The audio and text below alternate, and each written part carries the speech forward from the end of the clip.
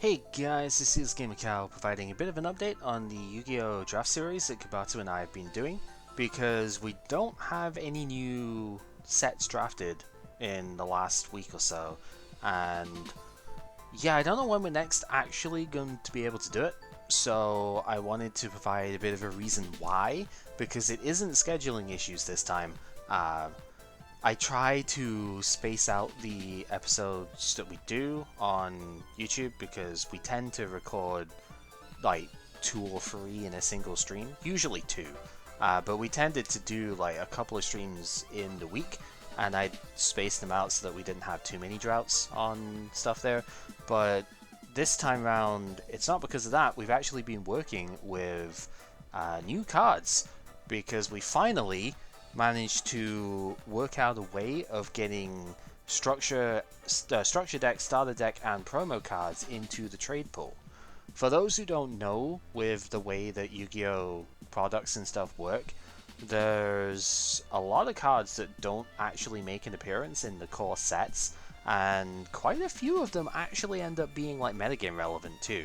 A good example, Harpy's Feather Duster, when that was originally released, was only in a video game. It was you basically had to buy the video game, and it was one of the free promo cards that came with that game. It's just the way that it's always been. It's a marketing thing, as you can imagine, and yeah, there's a lot of cards that were metagame relevant at the times that we've been playing that we just have not had access to, and I've been trying to think of a way of doing this for a while, and we finally managed to make it work. So the way that we're going to do it, because there are so many different rarities, and of course structure decks reprint a lot of cards as commons and whatnot, we are more or less going to allow them in the regular trade-in mechanic, but we are going to make them a fair bit more expensive to trade for. For example, if you're trading for a promo that is common, there are a couple of those actually from like McDonald's series and stuff like that, you would actually have to trade 2 rare cards to get it. The way that it has been worded, unlike the regular trade-ins, we do not need a surplus of the cards to do this. That was something the kid wanted to have in here, because these are special cards that we just can't get otherwise.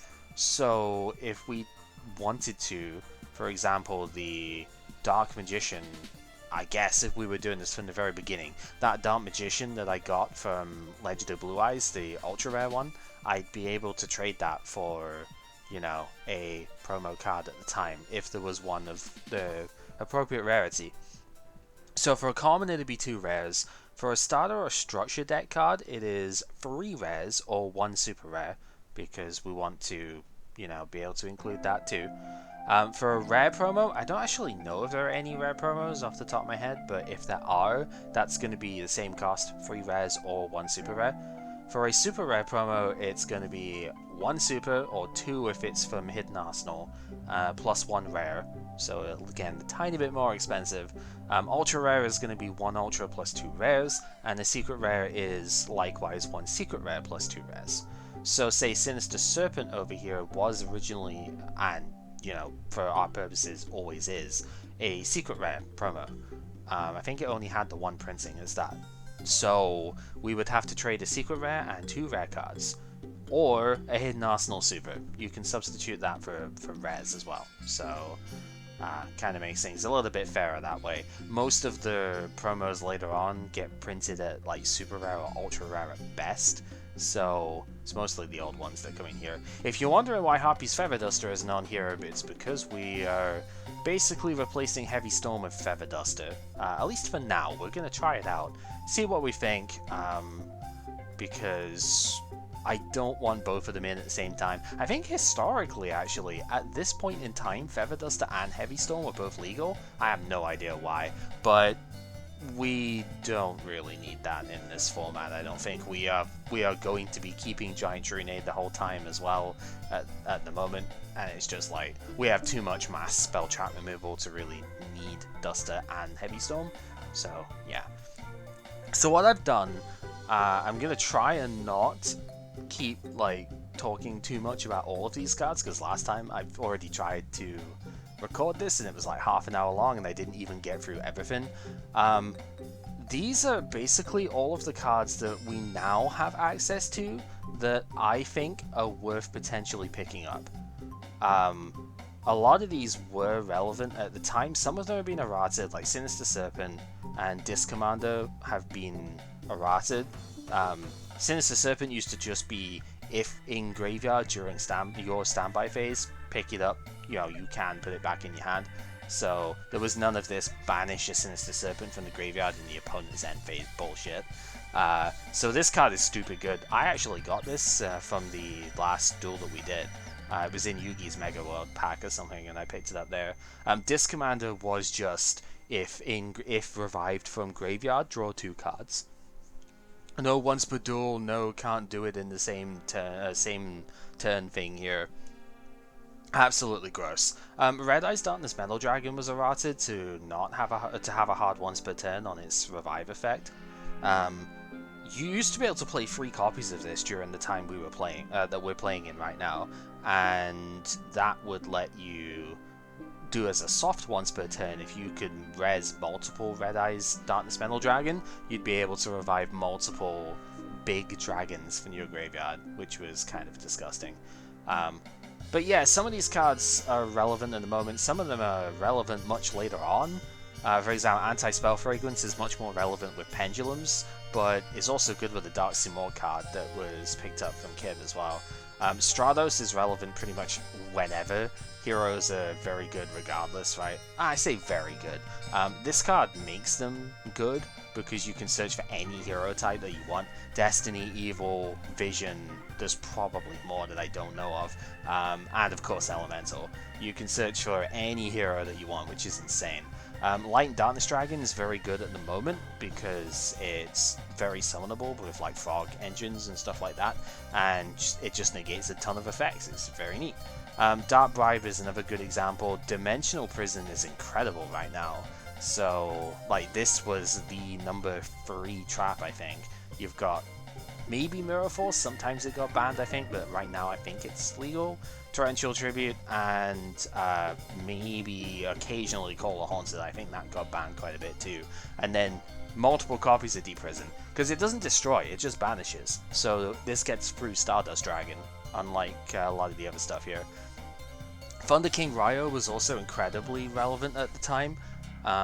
Funnily enough, the effect is referred to as Mistake, because I think that's the floodgate that does this later, the continuous trap. It's probably easier to say than Thunder King Ryo, let's be honest. But this is the original thing of it. You can't search cards from your deck and add them to hand whilst this thing is in play. And it's 1900 level 4 too. It's very, very strong. Ton of decks played that, so yeah, very good to have access to that card. Dandelion is another one that is absolutely absurd at the moment.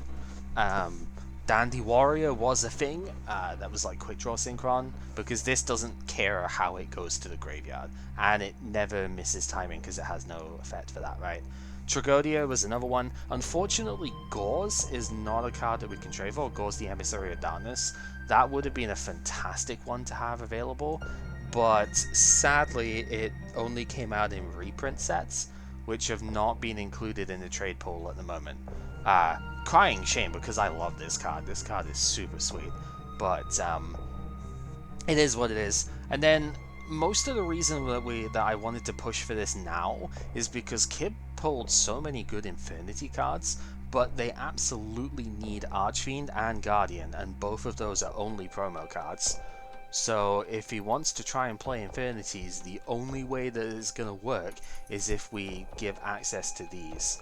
So especially Archfiend, because this gets special summoned when it's drawn and you have nothing in hand, and then you just special summon another Infinity card from your deck, which is, or add any Infinity card even. You can just get Infinity Barrier with that, right? Absolutely busted card. So yeah, we really needed to give access to these things. Some other good ones, Mind Control is good, like it's Change of Heart, except you can't Tribute Summon with it, but you can Synchro, so you know that's always fine. Spell Striker's another special summon card that can work with quite a few synchro stuff. Also attacks directly too, which, you know, sometimes that's what you need to finish a game off. And then I really wanted to make this card work, the Dark Dragon Lord. I actually had a replay that we might be able to go into in a second video of this stuff. I've got a couple of replays I'd like to go into, but I think it's going to take too long in this one, because the plays do take a fair while. This is basically Voltanis, except much better, because you don't tribute your own monsters to do it. If you counter trap the opponent and negate one of their cards, you either do 1500 burn damage if you... I'll move it down here so we can actually see the effect. If you negate a spell, you do 1500 burn damage. If you negate a trap, you destroy another card the opponent controls. And if you negate a monster effect, so Divine Wrath or Dark Illusion, something like that, you actually get to a Monster Reborn out of the graveyard, which is absolutely ridiculous. So, yeah, this is a really, really cool card. And it wouldn't be worth trading a ton for, I don't think, or like you know, focusing on exclusively. But if you're playing a lot of counter traps anyway, you know. I think Gold Sock is also a meta at this time. It's a bit slow, but it does let you get any card you want out of the deck, so that's great. Some other cool things for later on in the game: Exodius is potentially rank 10 fodder, and also Metamorphosis into Nature Exterior. Burden of the Mighty is fine at the moment. It gets a bit weird when Exceeds come in because they don't get affected, but it's pretty good at stopping a lot of the opponent's really strong monsters from running away with things. Anti-Spell Fragrance, I think I mentioned, is great against Pendulums, but is also good with Dark Cimo. It's one that Kid pulled, so that's fine. And then the extra deck stuff, like you've got Five-Headed Dragon, is amazing for Future Fusion, which currently is unlimited in our thing. We may have to look at that, but, you know, it would be cool to see. Chimera Tech Fortress Dragon is really good because we play a lot of the Cyber Dragon, right? So we could just turn a machine into this and just like tribute the opponent, or basically tribute the opponent's Cyber Dragon. You don't actually tribute for this thing, it's a contact fusion, but yeah. And then I put this one in because it is a Synchron specific thing. The Synchron monster is actually also a promo, but this is good with Quick Draw. Quick Draw Synchron actually would want this, since it is a level 8, but it doesn't require more than one non-tuner, unlike Road Warrior. So you can use this, say, with Dandelion, get it out, and it also negates like Mirror Forces and stuff like that. So, you know, and then you still get the tokens off of Dandelion as well. Stupid good. Absolute Zero is actually amazing. I didn't realize this needed only a hero monster. Stick a couple of heroes in frogs or something, and you can have just, if this card leaves the field, nuke all the opponent's monsters. Sure, why not? Bounce it yourself. Who cares? And Dark End Dragon's probably the other good one here that I didn't put Light End Dragon on here because it's fine, but it's not as good as Dark. It's a lot easier to use Dark End Dragon, and this one just non-destruction removes a card off the field. Non-destruction is important because Stardust Dragon has been a right pain in the butt whenever that's come out. So yeah, very important to have that type of removal. And then yeah, Seven Swords only works with the Divine Sword Phoenix Blade, which actually is in here. There's a couple of these cards that I've managed to pick up because of promo structure or like wildcard structure, right? So we've got not card destruction, but Scapegoat and Scapegoat, Graceful Charity, and Divine Sword Phoenix Blade have all been picked up by me, but they are untradeable otherwise because they only came out in structures or reprint sets or tourney packs in this case. So it's important to keep these in the loop. Same with Morphing Jar, actually. That was only in tourney packs and stuff before, but this could actually be very nice to get hold of. There's a lot more cards in here, so I guess going over some of the important ones. Last Will is absolutely disgusting and definitely should try and play it if I can justify trade, you know, like the space trade for it, because this card just works no matter what the condition is, like how the monster gets sent. It's kind of insane. Royal Decree is almost like budget Jinzo, I guess. but you don't have to have the monster on board. And it can't get Change of Hearted to work on you. No, it can't get Snatch Stealed or anything like that, you know. Hysteric Party summons a bunch of harpies. Summoning a bunch of monsters with one card is always something you've got to look out for. So, you know, even if they're not super good at the moment, there's surely ways to break that later. Rank 4 exceeds anyone. Morphing Jar just draws 5, like, there's not much to say about it. Trade-in is really good if you go with the high-level dragon stuff. You know, we've got Whitestone the Legend to discard for Blue Eyes, right? So you can use Trade-in to discard that Blue Eyes and draw more cards. Pretty good. Foolish Burial, disgusting card. Probably not something we're gonna skillfully play at the moment, but give it time later on when there's some more graveyard effects. We'll practice with it and make it work. Dimensional Alchemist is another one I saw in a bunch of Fortune Lady decks. I guess I could see why, because you banish light and use this to get it back to hand, right? I could see that being a thing. Summoner Monk is stupid good. This would age pretty well too. Summon this in Exceeds format and get rank 4s out no problem. Could also just summon a level 4 tuner monster and get to a level 8 synchro with that. Magical Stone Excavation I know has been used in a bunch of crazy decks at points. This is just better spell reproduction. Shrink is something that I've wanted to have access to because I loved this card as a kid. Couldn't play it though because it was promo only, sad face. Supervise was cool because of the Giga Plant stuff. We were trying to make plant work for quite a while. This card is kind of very, very explosive with it. Combine this with Power Tool Dragon and you can do some really, really fun stuff with that. And then I think the main other one that I wanted to look at, and I've seen Magical Dimension in a couple of Fortune Lady decks. Card Destruction is really good for Dark World. I don't think I mentioned that one yet. Soul Exchange is good for Monarchs. The Ultimate Offering would be disgusting for gadgets right now, but would also just be really good later when a bunch more like normal summon power cards come in. The Machina stuff is kind of neat.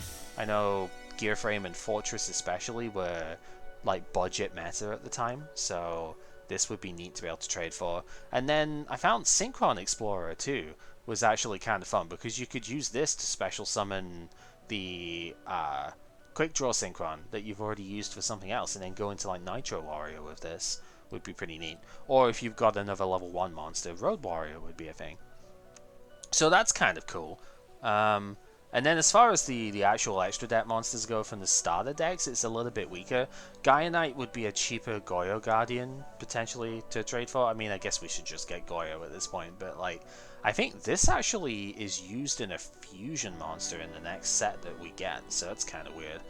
Colossal Fighter is a really good level 8 that we just don't have access to otherwise.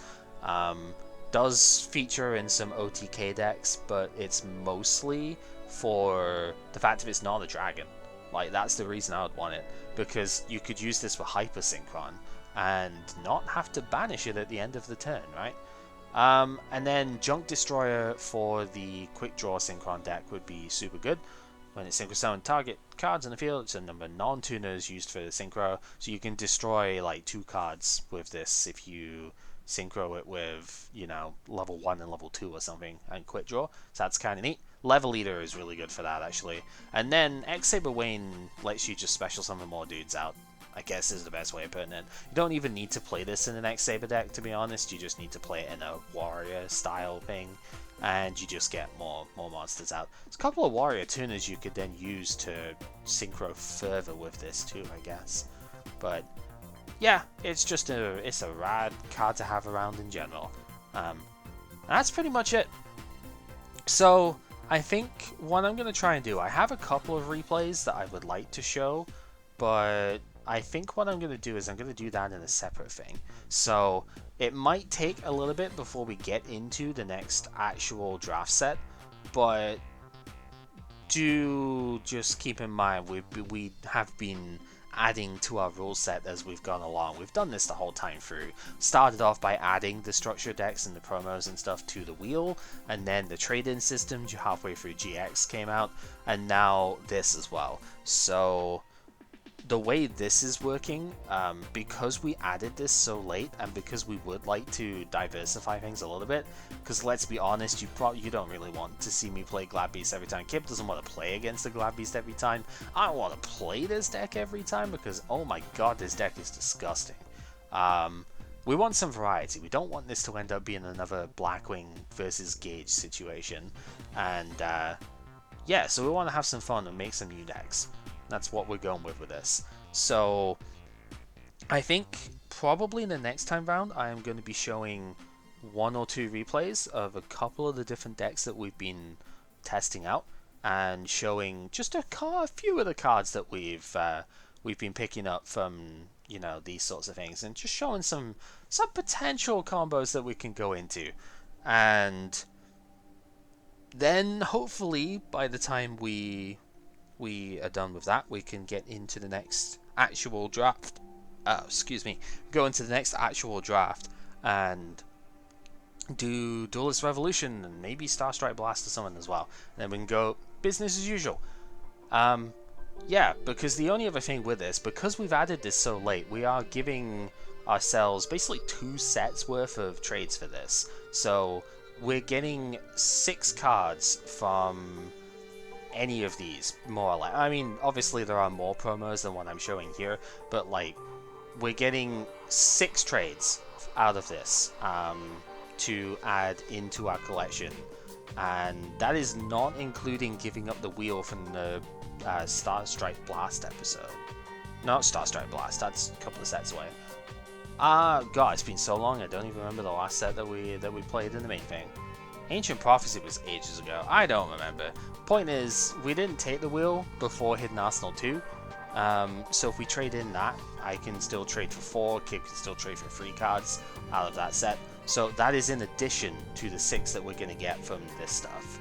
So we do have the potential to get a bunch of different cards to add to our stuff here, and see what sticks. So yeah, just in case anyone was wondering why we haven't had any new parts of this recently, this is why. Like I said, next time around I'm going to try and show a couple of replays and show you some of the potential that we could go with here. There's some fun cards that have come out of this too, so yeah, hopefully that clears things up a bit, and look forward to future sets with some new cards that we haven't seen yet. Take care, everyone.